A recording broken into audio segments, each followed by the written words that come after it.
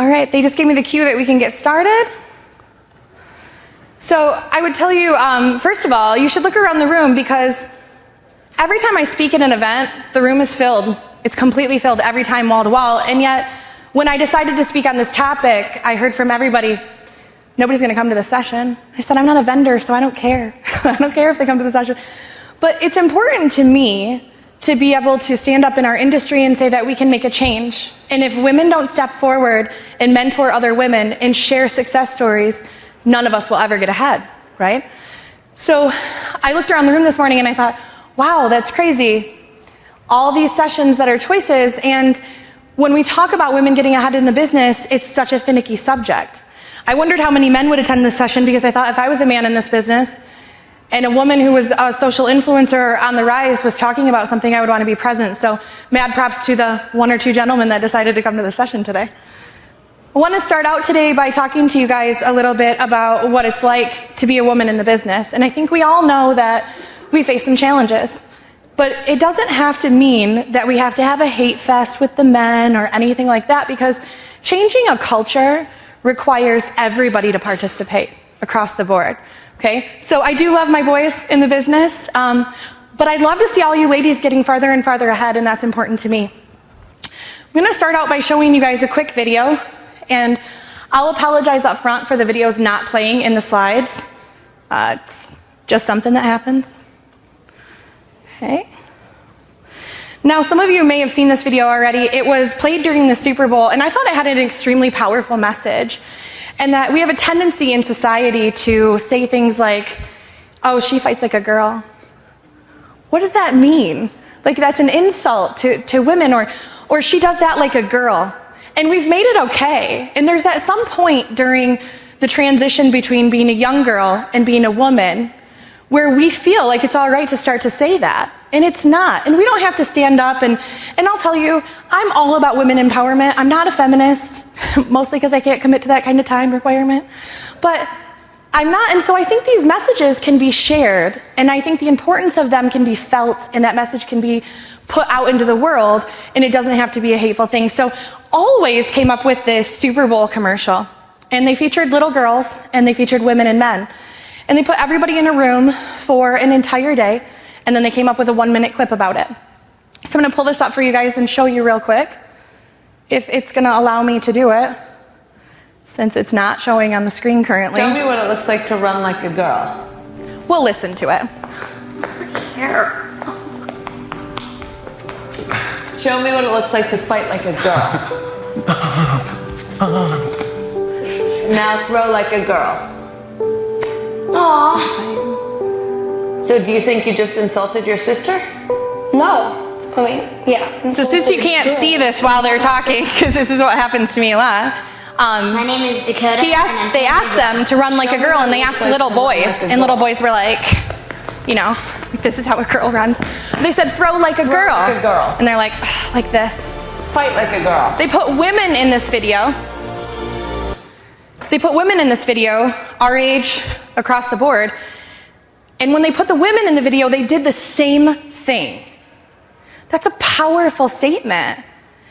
Then they went out and they got little girls, 8, 9, 10 years old, and they said, run like a girl, and they ran as fast as they could. And they said, shoot like a girl, and they shot as hard as they could. And they said, jump like a girl, and these little girls were jumping for the sky. But at some point, society has taught you that it's an insult to do things like a girl. So I would challenge you to remember that there's nothing stronger in society than women. We make the majority of the buying decisions. We influence more things in a household than men or children. Extremely important to remember that as we go through this today, because one of the things I'm going to focus on today is confidence. And you have to have that backlit in order to function through that. Let me pull this back up. Could either one of you go grab the sound guy so he can fix the next video, because I'm going to need it. Make sure you guys can see this. No, let's not do that. Okay. So I love this show, right? So funny story. I'm going to share a little bit of my background as we kind of go through the session. But one of the things that you should know about me is that I started in the business when I was 17 years old. I did not want to go to cosmetology, but I also did not want to go to class. So I had to find somebody that would employ me in the afternoons and teach me. So I went around to all these different places and I found a dealership, and the dealership said, absolutely. And they made me work in every department of the dealership. I hated it. I remember pounding pavement and being like, so stupid. Now I look back and I'm so grateful because I learned all these different roles. So I went from being a part-time porter in the front to a salesperson, a sales manager, a sales director, a finance person, a finance director, then over to a general manager, a general sales manager before that. Then I went through some personal stuff with my husband, and he said, if we're going to save our marriage, you need to quit your job. And I was like, But I did. I quit my job that day, and I went to a company that needed a BDC person, and I walked in and the guy said, well, you're really overqualified. And I said, I work really well with a commission plan, just write it up and let's do this. Right? So I go into that role, and I tell you that because I want you to realize that if you're in a position right now where you're not happy with that position, whether it's the environment or it's that you don't think you can go anywhere, don't be afraid to start over. Because 4 years ago, I started over. And I'm right back where I was before. And it's not because I'm amazing. It's because I follow a couple different steps and I surround myself by really brilliant people. But this story is funny because when I decided to start all over and I went to that company and I said, write the pay plan, let's just do this. They said, okay, great, let's, we're going to do this. So I go out on the lot on the first day and I'm going to take new inventory photos of everything because they were atrocious. So I go out and I put on pants, and I'm telling you, I might own 2 pairs of pants. And it's not because I'm super girly, it's because I'm not a tiny girl and dresses hide everything. So there's a tip. So I wear dresses all the time. So the guy brings me into the office, the general manager, and he says, Bobbie, I'm so sorry. I forgot to have you sign a form when you started. And I said, okay, and I'm thinking he's talking about like a pay plan form or something like that. So I go in and I sit down and he kind of looks at me and he says, here's the form, and he slides it over. And it's a form that says, and I wish I was kidding when I tell you this, it says, women in our dealership aren't allowed to wear slacks. So sign this to say that you'll put on a dress. Now remember, it's like my second day and I wear dresses every day anyways, but I didn't wear a pair of dress the rest of the time I worked there. Wasn't happening. I wore slacks the whole time. So I thought this was funny because it's one of those identifiable things, right? And remember that as they're doing these things, a lot of times they don't even realize that they're doing it. It's not always an intentional situation, but it's not okay. 3 days later, he comes into my office and he says, so we're having a weight loss contest. I'm like, that's great. I'd like a cupcake right now, but cool. So he says, you're going to join, right? What? No? So I was like, no, I don't want to work out with you guys. Like, we're here all the time. So he says to me, he goes, well, no, I mean, because you need to. I'm like, well, are you going to work out? Because we're on the same level right now, and I'm worried about your health too. But he never went to any of the guys in the dealership and did that. So I told him if he worked out, I would work out, and we both decided synonymously we weren't going to work out together. But I quit that day because I knew that regardless of the commitment that I made, no matter how hard I tried, it was never going to be enough. Okay? So I tell you this because I believe in confidence. I believe in positive energy. I think every morning when you get up, you should look at yourself in the mirror and you should say, I am amazing. Whatever it is that you like about yourself, love it. It doesn't have to be everything. My mirror in my bathroom or in my bedroom, and my friends laugh sometimes, has Post-it notes all over. My entire team at work, every woman that I walk by, and I have 16 dealerships that I'm the sales and marketing director for. So everyone I walk in has Post-it notes at their computers. People are always like, why are you putting Post-it notes everywhere? And I think it's because we have a lot of critics in the world, but there are no critics that are harder on ourselves than we are, right? We're always looking for a balance. We're always saying to ourselves, can I have it all? It's not a popular answer, but you can't always have it all at the same time. You have to prioritize and see what's important to you. But it is okay to remind yourself every day that you're awesome, okay? I would tell you, graciously, to stop being so hard on yourself. We are our own worst enemies. We believe that we need to be amazing at everything. Make every child's event, every game, every school play. If you're going to expect yourself to be great at everything, that's okay, but you better love your job because it's a big commitment. And if it's not the right one for you, get a new one. Okay? So people know I'm really big into this Boss Babe network. I post a lot about it. It's not my company, but I love it. It's a lot of like silly little memes and quotes that you share with people. It's women who are out there saying, I want to be stronger and better all the time. And it's a great outlet to meet people for networking. So I do believe if you're going to rise, you might as well shine. Sorry, not sorry. This is something I really want to talk about with you guys. And it's a shame that the videos aren't playing because we got Subi in the back who's always fixing my videos for me. Because there is one that I'd like to share with you, and hopefully they'll come in and fix it before the end. But if they don't, I want you to YouTube it. It's the Pantene ad, and it's sorry, not sorry. And what it runs through is that we as women have a tendency to say we're sorry all the time. We bump into somebody in the store and we go, oh, I'm sorry. We walk into an office and we say, oh, I'm sorry. Did you get that email? We go into another room and we go, oh, I'm sorry. I didn't mean to, We apologize all the time. And it's not that it's not okay to apologize. It's that when you do it, you give a message of weakness. And so some of the things I say today, you might think in your head and you might go, that's ridiculous. And I'm okay with that. If you take one thing, I'm happy. Okay? We have to stop saying that we're sorry for everything. If you walk into an office and you say, oh, I'm sorry, I was just wondering if you could send that email to me. Don't walk in and say that. Drop the word sorry and drop the word just. Okay? Don't say those words anymore. I'm going to give you a good example. When a woman opens her window at 3 a.m. on a weeknight and shouts to a neighbor, can you turn the music down? I'm sorry, can you turn the music down? It's not an attempt at obtrusiveness. It's not even good manners. It's poor translation where you should have a string of expletives because who does that at 3 a.m.? These sorries are actually unassertive. Unfortunately for the addresser and the addressee, the assertive apology is too indirect, so we should stop. It's not what we're saying that's the problem. The sorry is taking up airtime that shouldn't be used. Okay, I really wish I could play this for you guys. It's that when you open that window, you should say, turn the music down, please. It's okay to add a please. Also, if you're going to be mean to somebody, smile and always end with bless your heart, especially if you're in the South. You can say whatever you want in the South if you just say, bless your heart, right? People are like, oh, she's so sweet, I'm going to shut up now. It happens. And it's the same thing with the email situation. Somebody should have sent you an email 2 weeks ago. It's not, I'm sorry, did you send me the email? It's walking in and saying, I need the email you were supposed to send me. It's a power word. And it is a display of dominance or weakness, okay?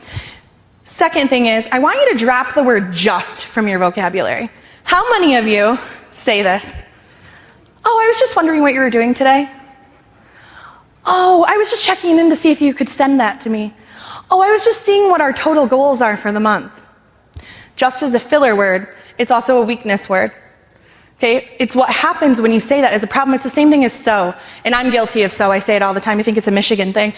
But when people say, so, how was your day? No, just how was your day? It's a very powerful statement. I'm going to see, if this won't play for you guys, I am going to see if you can hear the audio on it. It's only 1 minute long, so it won't take long for you guys to at least hear it. But I think it's important. Let's see here.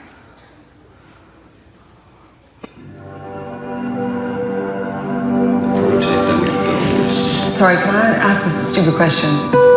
So listen for the differences and relate this to your everyday. Sorry. Yeah. Oh, sorry. Hey, there he is. Mind if I squeeze in here? Sorry. Sorry. Do you recognize moments where you do this throughout the day without even realizing it? Sorry. Go first. I was gonna say. Don't be sorry anymore.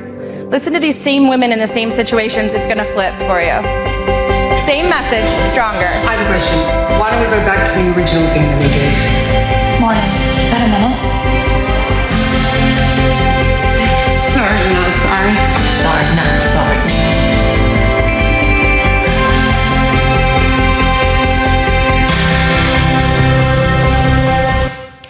So, how many of you can hear in those statements times when you say that during a day and don't even realize that you're doing it? Happens all the time. And I'm guilty of it as well. So don't think that when I say this stuff, I don't have my own things. Here's another favorite thing of mine, and something I really want you to think about. This is a powerful quote that's used all over the internet. And it's look like a girl, act like a lady, think like a man, work like a boss. And people quote this, and we say it all the time, and we post it all the time, and we repeat it all the time, and we say things because it makes us feel powerful. But that's not a powerful move, because if you're distinguishing yourself in the business as a man or a woman, that's your first mistake. You don't have to be a powerful woman, you have to be a powerful person. I don't want to be the number one woman in automotive, I want to be the number one in automotive. I don't need the fact that I'm a woman to define me, but I do recognize that there are some things that I have to overcome and some adversity and some challenges, and the same for you ladies, that you don't have, that men don't have, that they have to go through. So change that in your mind. The next thing I would tell you is, you got to raise your hand. You have to sit at the table. You have to say that you want it, and you have to show why you should get it. Way too often, a job or a promotion will come up, and we'll mention it to somebody, but we don't raise our hand. We don't say, I want this. One of the best TED Talks I've ever seen, and somebody that I idolize completely, is Cheryl from Facebook. If you have not seen her TED Talks or read her book, read it. She tells this incredible story about how she's in New York, right, and she's pitching a deal at a huge firm for Facebook. It's all men at the table. She gets up because they're taking a break. Everybody's going to go to the bathroom. And the president of the company says to her, oh my God, I'm so embarrassed. She says, what? And he says, I don't know where the ladies' restroom is. She says, you've been here for 2 years and there's never been a woman at this table? And he said, no, I'm sorry to say there's not. That's incredible. So she talks about how she, as a woman in power, has this meeting, and she has a whole audience full of people, and she says to them, you know, I'm going to take questions for 5 more minutes. And I think this is really powerful. She says, 5 more minutes I'm going to take questions for. So she starts taking the questions. She says, 2 more minutes. And she notices at the end of the 2 minutes that all the women in the audience put their hand down, and all the men kept their hand up. And it wasn't until a student came to her after the session and said, hey, I just wanted to let you know that when you said 2 minutes, I put my hand down. But none of the men did, and you continue to answer questions. And she says, and it's so powerful, she says, if I, as a woman who am paying attention to that, didn't catch that, how is anybody else supposed to? So when you want something, you got to remember to raise your hand. It is that simple. I'm going to tell you a little difference again between men and women. People with me, I'm a very strong personality, very direct, I don't sugarcoat things. But I do like to know my audience, and people either love me or they hate me, right? There's a very limited gray area in my life. But that's because if you took a poll, and actually in 2015, Harvard University did a poll, the only thing they changed in the story was they changed the person from Herman to Susie. They put out a poll on Herman and they talked about what kind of leader he was and what his traits were and what kind of person he was, and people loved it. They said, oh, I'd love to work for him. He sounds like a great guy. Change one thing, the name to Susie, and everybody says, oh, she sounds like she'd be a bitch to work for. Same person. It's the perception that was the difference. And I tell you this because you'll see that in audience, those traits shouldn't be different, but they are. So sometimes we have to soften the blow a little bit, okay? Here's the second thing I'll tell you, because we work in automotive, and I'm okay with the judgment on this one, but sometimes you just got to be okay with stuff you're not okay with, okay? I don't mean that you should put up or tolerate things that cross a line for you. So disclaimer there, if you feel like a situation is inappropriate, you should see your supervisor. Now that we did that part. We work in a very male-dominated industry. We work in an industry where some people find things humorful, where other people find them offensive. It's okay to remove yourself for the situation, and those guys should definitely get their act together. But if you want to be on the golf course during the meetings that you get you the promotion, you got to lighten up a little bit. And that's part of it. There's a little bit of humor involved in everything. And again, I say it doesn't have to cross a line, but it does have to be comfortable for them. Women always say to me, oh, you golf? I don't golf. I'm the worst golfer in the world. It's terrible. But I learned how to golf just good enough to get on the course because I want to be present for the meetings where people get promotions. And if you believe that doesn't happen, it definitely does. Okay. Here's the other thing. I want you to start thinking about just saying no. And I know that the things I'm telling you right now seem simple, and you're probably thinking in your head, well, I already knew that. But simple is simple. Unless you don't execute it, it doesn't matter. So if you think about it's Christmas time, right? The dealership's adopted a family, or your agency's adopted it, and I love that about people, right? But you think about, who did they come to get that stuff wrapped? Who picked up lunch on Thursday? And it's okay to pick up on lunch on Thursday, but Joe Blow better be picking up lunch on Wednesday. You have to start saying no. It's an emotional thing. It's not your fault. We as women are emotional people, and we want to help, and we want to be kind. Plus, it's kind of fun to wrap Christmas presents, right? But when you do that, when you continue to do that and you never say no, it's not helping you get the promotion. It's helping you be identified as a secretary, and I don't mean that in a negative way because our secretaries are way smarter than me sometimes, and they do a ton for me. But it's identifying you as a person who's not raising their hand. Okay? Say no. It's okay to do that. I want to talk to you for a minute about playing to your strengths.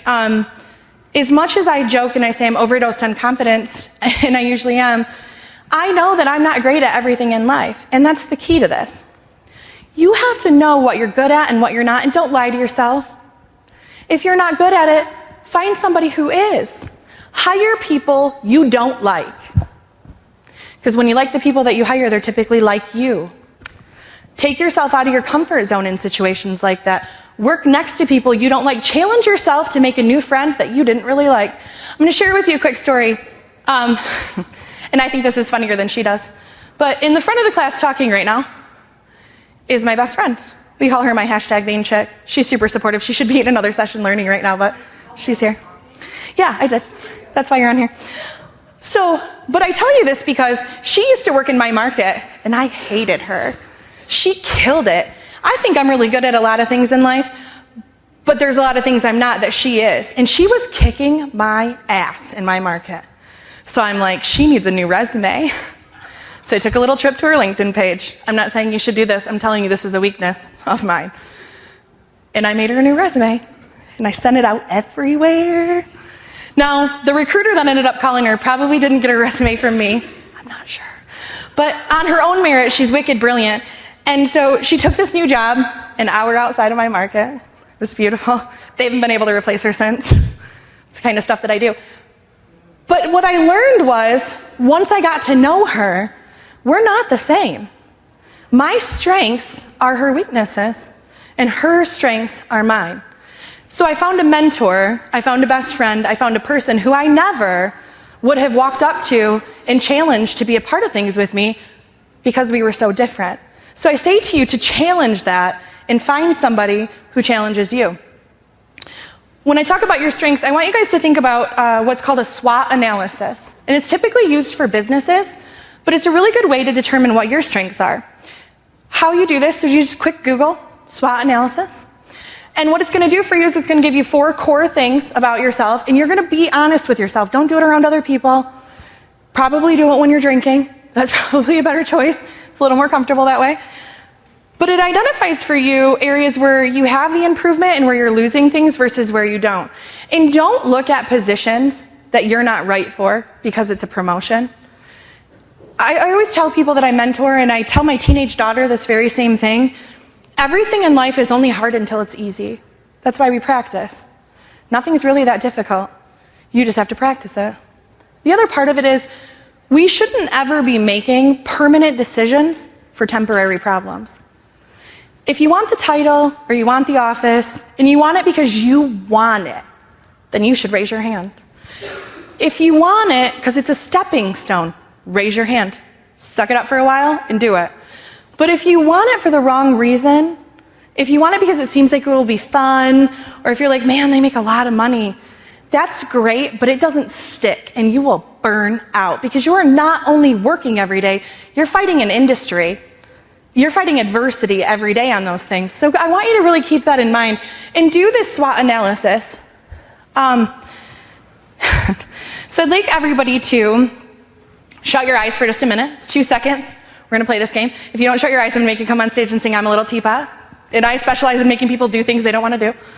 All right. I want you to think about one career goal and one life goal. And I want it to be short term. Something you can change in the next year of your life that you can execute in 6 months, strategize and implement, and come back with. So once you have that, open your eyes. Today when you came in, you should have swiped a badge. If you didn't, please do it on your way out. And I'm going to ask you this because I want to personally follow up with you in 6 months. I want to find out if you did something about those things and if you changed something. Every time I hire somebody new, the first thing I ask them is what are their personal goals? Because the work-life balance is so important. Last year I had a girl say to me, I want to buy a house. I said, well, let's buy a house then. What do we got to make? Let's reverse engineer this. You know what she did last week? She closed on her house. She's a single 24-year-old girl that works in a BDC for me. Same thing with another one of my employees last year. What do you want to do? I want to get married. I've been with my boyfriend for 7 years, and he won't ask me. All right, let's make that shit go down. So personal goals are aligned with career goals, and I mean it when I say do something about that. Okay, so here's the next one. And this is probably one that gets me in trouble. And this is my favorite quote, don't let the pretty face fool you. I roll like a boss because I like expensive things and I'm very independent, right? But nobody handed that to me. I work on commission and I work really hard. Establishing dominance is a huge part of things. So I want you to think about the last time you were at the bar or in a social gathering with women and they didn't know each other. So they have a drink, they start hanging out. What's the next thing that happens? Flood of information. How quick can we bond? What do we have in common? And that's okay. That's what we do. But I challenge you to watch a group of men who've just met each other. Because men, where they're different than women in that, is that they go tit for tat on facts, right? You ever watched a power play between two guys? I find great humor in it. Watch it today. I promise it'll happen. And there's nothing wrong with that. Learn from it. Because what we need to learn how to do is do this blend. We're emotional. We start talking and bonding. We overshare. We spill information. We're like, oh, you have a kid? I have a kid. Oh, you play soccer? I play soccer. And it's everything kind of together, right? So where this is different and what men tend to do is they go tit for tat on those facts. Blend that. Bond with people in a way that is factual. Stop talking about how you share the favorite lipstick or your favorite shade and start talking about facts that are professional for you. Sometimes in networking, we have to be reminded that it is a business-oriented thing, right? Watch it tonight, though. I promise you're going to see it and you're going to happen. I want you to think of it as the equivalent of the animal world, okay? Does anybody have a dog? You know what dogs do when they make new friends? They run around sniffing each other's butts. It's terrible. Tit for tat. Watch it tonight. It will go down. Women excel in emotional areas, listening, sympathy, empathy, and socializing. Use those strengths to your benefit. Establish and create relationships within your workplace. We're going to talk a little bit in a minute about mentoring versus sponsoring. Okay? Make sure your efforts don't go unnoticed. Big one. Executive presence is one of my favorite things. If you've ever been in a room and somebody with executive presence walked in, you knew it. You don't even have to know them. They walk in and everybody's like, oh my God, hey, right? Everybody's looking, everybody's paying attention. That is executive presence. It starts with a couple key things that you don't even realize that you do. So the first thing is called a power pose, right? So if you're feeling like you're intimidated, that's okay. If you're feeling small in a room full of people, that is okay. But you're not going to be comfortable sitting at the table until you don't feel that way. So I tell you, one of the research studies that was done this year by a social psychologist, which I thought was fascinating, is they took people into a room and they had them just sit naturally. So everybody pay attention to how you're sitting right now. Just think about it. Don't change it. Just think about how you're sitting right now, okay? So what they said was, if your body is small, then you're intimidated or not comfortable. If you're leaning in, if your arms are tight, if you're like this, anything like that, and it's okay if you're like that right now. You'll notice that people with an executive presence are big, right? Big arms, walking in. I have this fascination with Wonder Woman, and I didn't come up with that name, somebody in the industry did, but the Wonder Woman is a powerful pose. It looks like this, right? What this is it's your body stretching out and being powerful. It's your back upright. It's your chin up. It's like, yeah, that's right. I've got this. If you're going to an event and you are a person who is intimidated by something, for 2 minutes, pick a crazy power pose. It can be leaning back on a chair with your feet on the desk, stretched out. It can be a yoga pose. It doesn't matter. And I tell you this because I didn't make this up. This study came out. They actually hooked people up to little brain monitors. And it showed that after 2 minutes, you can change your own mind, right? You don't have to fake it till you make it. You can fake it till you become it. You have to retrain yourself to do these things. Be a stiletto in a room full of flats. I love stilettos. It's a thing for me. I'm also going to walk around this conference all day today in flats as soon as we exit this session, because I don't need to be dominant all day, but I need to be able to walk tonight. Here's the second thing. Stop talking like a valley girl. Stop using words that make you sound uneducated. And here's why. I can say the same thing to you in a valley girl way. I could be like, and I talk like that a lot, just not at work. So I could say to you like, oh my God, this weekend was like crazy. I had to work all weekend. I had to like do that. Or I can say to you, wow, this weekend was crazy. I had so much work done. Same statement, different presence, okay? These are from filler words. These are from intimidation. This is where I'm saying drop the word just. Words that are filler words are not okay. The next thing is be assertive but not aggressive. When I say to use dominance in your day, I don't mean to be a jerk, okay? We don't want to be treated that way, and neither does anybody else. What I mean by that is be assertive in what you're trying to accomplish, but don't be an ass. It's okay to balance that. One of the things that's made me very successful in my career, unfortunately it should be because I'm smart, but is that I piggyback and I don't speak first. If you catch me in a room, especially in a meeting, whether it's a Monday morning, whether you're with a client and you're a vendor, whatever it is, when you're the first person to speak in a situation, you open yourself up to be the person who is attacked. Whether you're right or wrong is irrelevant. If you allow another person to speak first and you piggyback off of what they say, you ask questions while they're doing it, it changes the perspective. All of a sudden, you're the one who came up with the idea, okay? So let's talk about an example, which would be, let's say you're sitting at a table or you're with a client, whatever it is, and the idea is that you want to say something like, you know, the SEO that should be on your website, you need this, right? You can start out by saying that, or if you let them talk first, you can start to ask questions. If you know me at all, you know I ask a lot of questions. Sometimes I'm asking because I don't know the answer, and sometimes I want you to know that I already know the answer, but I need you to come up with it so that you're bought in. It's less important for me that I have a great ego and that I'm right all the time, and more important for me that everybody does what I want them to do. And that's part of creating buy-in. So let them talk first, right? Which brings us to our next point. Agree even when you don't. Right? That's a crazy one. You're like, I'm not going to do that. I don't mean you have to switch sides. What I mean is you have to empathize.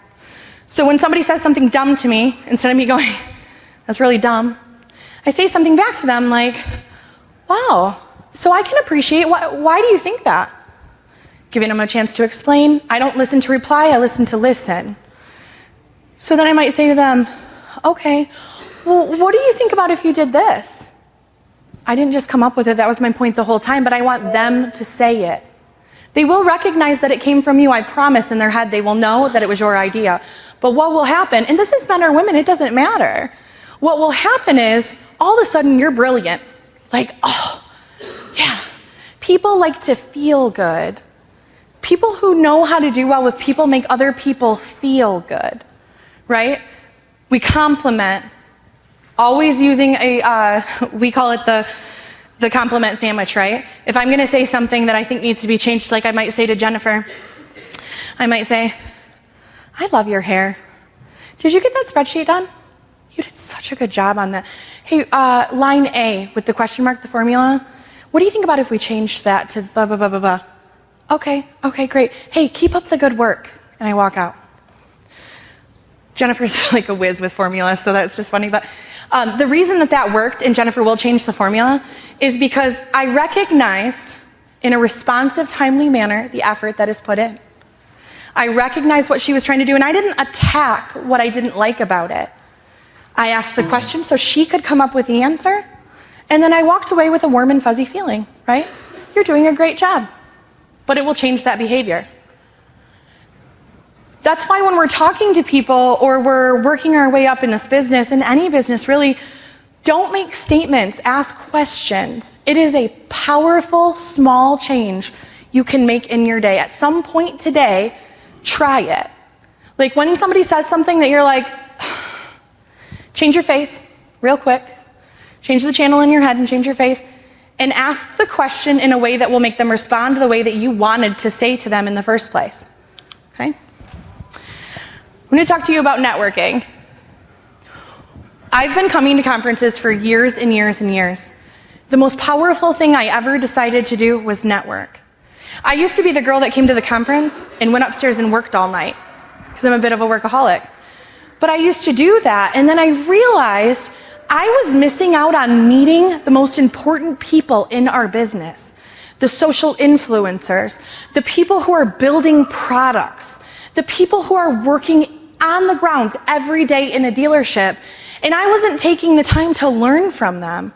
Sure, I come to sessions all day and I learn things and I hope that I take something back, but I wasn't taking the time to change my life. So I switched that and I said, you know what, I'm a friendly person, I like to make friends. I can work on just Tuesday while I'm here. I'm not saying you shouldn't work while you're here, just do it for like 2 hours. But what it did was it changed everything. 3 years later, products are built with our opinions. We go on to dealer advisory boards, and people think that I do that because it's fun and I get to take trips. I do that because I want a voice in the product that's being built for me tomorrow. And I want it to matter. And I sit at these tables in these vendor groups, and I sit there and I'm the only girl. There's maybe one or two other every once in a while, and I think to myself, there's no way that this should be so off balance. But part of it is that networking. Part of it is going out and meeting people. Now, there's a couple different ways that I mean to do this, and I'll talk to you a little bit about the Auto Fam. But start here. So if you're on Facebook, there's a million different forums that you can join, right? There's tons. There's like 18 of them that I belong to that have some of the craziest, smartest people in the business in these forums. And they're talking about business and they're asking questions and everybody's kind of meeting up and doing things. Stiletto Networks. Are any of you familiar with the Stiletto Network? Okay, so cool. A Stiletto Network is a group of women, and it can be a group of men as well, who meet up for lunch or dinner once a week. It's 10 to 12 people, no more than 12, and it's people in and outside of your industry. They don't have to be in automotive, and they shouldn't be people that you're already friends with, maybe like on a knowing level. You could probably build one while you're here. Here's the rule. You go to dinner every week. You're only allowed to spend 30 minutes talking about family. That's it. Everything else is business. And the reason that it's not all automotive is that you shouldn't be looking for mentors and guidance just in your business. We should be looking outside of it at what people are creating, because leadership and getting ahead has nothing to do with the business you're in and everything to do with the way that you communicate and the presence that you have. If you don't have a Stiletto network in your area, you should Google this, you should create one. And every one of you came to this class today, which means that you wanted to know how to be able to get ahead in this business or any in a male-dominated industry. There's your first step. Create a group that will support you. Industry events like this one. Go out tonight. Go to the party. Get into an uncomfortable situation. Walk up to a stranger, everybody's got badges, and introduce yourself. Don't be afraid to do that. And if they're talking business and you don't want to, that's okay. Say, you know what, it's nighttime, I don't want to talk business, let's talk about something else. Tell me about this, tell me about that. All you're doing is establishing an initial relationship. Okay? So, we talk about online the Auto Fam. And a very good friend of mine, Brian Armstrong, is another dealer who I've presented with before and I think is a really great guy. His wife got very sick this year. It was never as powerful to me what the Auto Fam stands for until the day that somebody in our Auto Fam created a GoFundMe account and a Facebook group called #CarStrong. So you're going to see people walking around this conference with these t-shirts. These are people who stood up, and maybe it was $1, maybe it was $2, maybe it was $200, that stood up and said, I want to help him. The reach has been over $20,000, all from auto people. I tell you that story because that is how strong the network is that you can build to surround yourself with, okay? So, in true fashion, my stuff never works. Okay. Join those groups, start talking to those people. Another thing I want to tell you is, without the slides, and we'll just have a quick conversation, is that in a setting where something happens, like your slides go out, Don't panic. Don't stop. It's going to happen to you every day in business. Somebody's going to throw something in your face, and you're going to have to figure out how to deal with it. Smile, adjust your tone, and use what I call the AIM method. You acknowledge it, you ignore it, and you move on. And you deal with it later when you can, right? Or in that moment. But that's an important part of it, is that smiling part. I smile a lot. I love positive energy, and I love to surround myself with people who are super positive. If you've ever noticed, you go to a lunch, you go to a dinner, and somebody's complaining about their job, what happens? You start thinking in your head like, oh, I don't like my job either. I don't like that either. That's negative energy, and it's contagious. So stop it. Take yourself out of that situation. You can say something to somebody with smiling versus non-smiling, and it'll have a completely different message. I can say to somebody, oh, I don't like that guy. Or I can say, I don't like that guy. Right? Same thing, same message, different delivery. Makes a huge difference in any aspect, really. It's the same thing with your tone of voice. So when you're presenting or you're talking, especially if you want somebody's attention, speak in bursts, right? Have an entire statement, pause, deflect to the next thing, ask a question, okay? It's really hot in here, isn't it? We're working up the heat. Are we giving up on this? Ah, okay. It's fine. We don't need it. It's okay. To recap what we're talking about, here's what I would like you to do today so that you know that what we talked about today was legit. Step outside your comfort zone and meet with one person that you didn't think you were going to meet with, right? Somebody that makes you uncomfortable.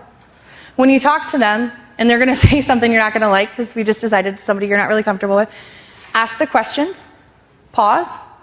It seems very simple.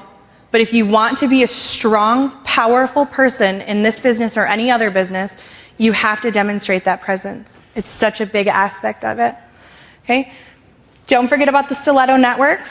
I'm serious about this goals thing. People have a tendency to create goals based on months, right? We do it in automotive all the time. We go, I gotta get 30 cars this month.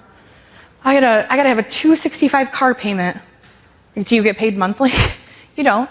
But we do that. We program ourselves to say that everything has to happen in a month-long thing. It doesn't. If you really want to get ahead or do something, raise your hand, sit at the table, break those goals down into micro goals. Try to accomplish things in a week, not a month. You can't adjust it if you wait a month. It's too long. You have to go into something and say, it's been a week and it didn't work. Great, let's reevaluate and move on. The most important thing that I could ever tell you would be to check your ego at the door. I am not the smartest person in the world. It took me a long time to be able to say that out loud, though. Thank God for Post-it notes. But I'm not. I surround myself with brilliant people because friends are like elevators, right? They can take you up or they can take you down. Whatever ride you choose to go on is where you're going to land, okay? So be a powerful person in our business. Thank you for being outside of the norm and deciding to attend this session. My information can be shared on the stuff, and I would really like to reach out to you. So my information was on my slide deck. My Twitter handle is @SignOnTheLine. I am the Digital Sales and Marketing Director for Garber Automotive. You can reach out to me anytime if you need help, if you have questions. I believe in mentoring people. So I think today you should start to look for a mentor.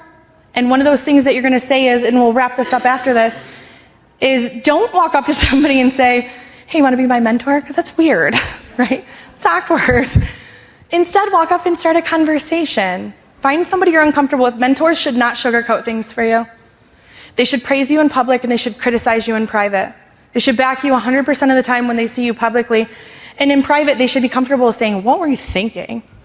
Because we all have those moments where we need that check. I call on my friends in my tribe a lot to fix things for me. I will reach out and say things like, all right, will you review this and see what you think? And I have to check my ego because it's not always right.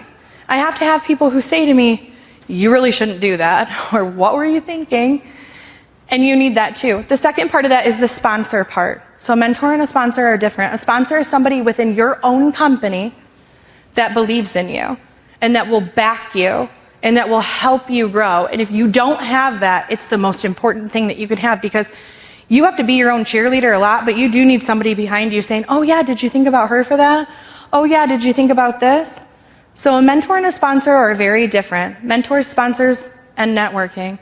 So expect to see everybody at the party tonight and have an uncomfortable conversation, right? That's all for today. I think I had more on my slides, but who knows? So we'll end it with, I'll see you all at the top, and I appreciate you choosing to come to the session today. Thank you.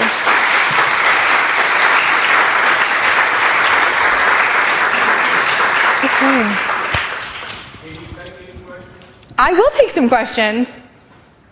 Women inherently are much more intelligent than men in being able to tell something real about. Right. So if you have women that you work with that you know have tremendous capabilities and you want to see them do more, what is the best way to create that environment? Get them out of the box? It becomes their idea and not you trying to get them to do something. Absolutely. So the question was, if you didn't hear it, how do you encourage women in their own environment to raise their hand? Is that pretty much the question? Okay. The biggest part of it is praise. That's the biggest part of it.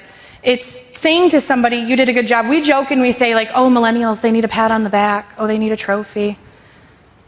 When you work hard, it feels good to have somebody say, hey, you did a good job. And we often forget to do that, especially if you've been in the business for a long time and you weren't grown in the business that way, right? So that, I always try to make a really comforting environment. I do one-on-ones with my teams every month. I'd like to say I did it more often, but I have big teams and I can't. And during those one-on-ones, I'm asking them about goals and how I can help them, not criticizing. If I'm going to criticize, it's a very short part of it and it happens in the middle.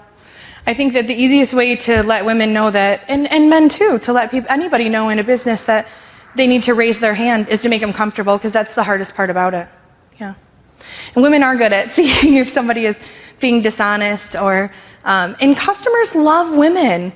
If you've seen any of the recent studies, we're like 90% more trustful, right? I made that number up. It might be 70.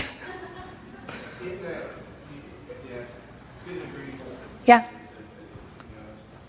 And the area that women, I think you identify tremendously, women have never really been in the commission sales business. That's where the most. Right. It's scary. Commission sales is scary. Yeah. Yeah. That's the recipe, and this may not be a fair question. No, that's a great question. You know they have the capability, they're trustworthy, they're more loyal, they're Yeah. really going to help the concern. You know, they really want. Yeah. Do you think that happens because they're fearful of it? Yeah, I don't know. Because I don't know. I appreciate that answer. So here's one of the things that we do with women that we found works really well in an environment is we've kind of changed it up a little bit and we've said, what are we comfortable paying somebody, like for example in sales who sells 8 cars a month, 10 cars a month. And we've said we're going to lower the commission amount and give a salary. We're not losing anything. We're just working with somebody's comfort level. Also, instead of saying we're going to put a $200 spiff on this car sale, we say, you don't have to work on Saturday. You don't have to work on Tuesday. It didn't cost me anything more, but the key is I don't get to bitch about it later. I don't get to say on Wednesday, well, you had Tuesday off. You can't do that, right? But spiffs like that, things that you're putting out to women to make them want to come into the environment. We have a pretty good retention of women in our dealerships, and it was a struggle for a long time. And we started figuring out things like a woman is not going to get a commission check when she has children or has responsibilities and go out and buy herself a new Coach purse. We just don't operate that way. So one of the things that you can do for your staff is to say, and I use a Coach purse as an example because I love purses, but you can say, I'm going to put a $200 spiff on that. It's coming with a Coach gift card. Little tweaks, little things that change it, because we don't do that stuff for ourselves enough, a massage, whatever it is, something that we can't do for somebody else that has to be used for us. So some little tweaks like that, technically difficult-wise, will help. Also split shifts, things where they can get a balance. A person who needs a split shift or a balance isn't any less committed or successful than somebody who's willing to put 90 hours in a week. They just need a different kind of balance. And we are very bad in our industry about making sure that we do that for people. About saying, well, you worked 90 hours, so you must be the hardest worker in the bunch. No, you're not. You're just not as efficient as me because I'm working 50, right? It's probably not true, but it feels good to say it like that. But yeah, that's the thing. Just kind of flip some things like that. Any other questions? I know we don't have a lot of time. No, that's okay. I work in a dealership where I'm lateral with all the managers. I've worked every position pretty much like you did.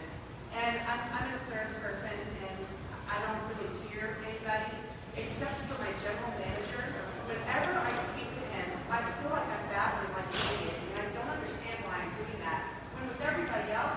It's fine.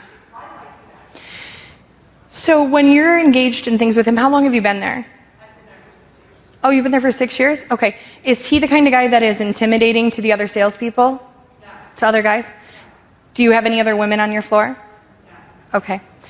I would say that probably at some point in time, you watched him shut something down, whether it was from you or somebody else. And he sounds like he's a pretty successful guy. He probably has a really large presence about him that can be intimidating. There's so many different reasons that that could be happening to you. What I would do to fix it, though, is I would say to myself every day, so come up with some different things you can have a conversation about every day that are very short and pointed. Stop into the office to see him, to talk about him. Don't sit. Stay standing. Have that executive presence.